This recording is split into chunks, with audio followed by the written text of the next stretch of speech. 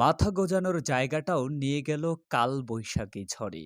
গত ২ দিনে উত্তরাঞ্চলে কালবৈশাখী ঝড়ে ২০০ বেশি পরিবার মাথা গোঁজানোর ঠাঁই হারিয়েছে।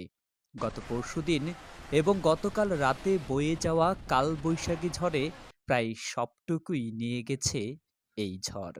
বিশেষ করে নীলফামারী জেলার জলঢাকা উপজেলার গুলমুন্ডা ইউনিয়নে এ ঝড়ের প্রভাবটা একটু বেশি লক্ষণীয়। স্থানীয়রা বলছেন, অন্যান্য এলাকার থেকে আমাদের এই গুলমুন্ডা ইউনিয়নে অনেক বেশি ক্ষয়ক্ষতি হয়েছে। শুধু বাঁশ কাঠের নির্মাণ করা ঘরবাড়ি নয়, বরং ইট সিমেন্টের তৈরি করা ঘরবাড়িও উড়ে গেছে এই কালবৈশাখী ঝড়ে।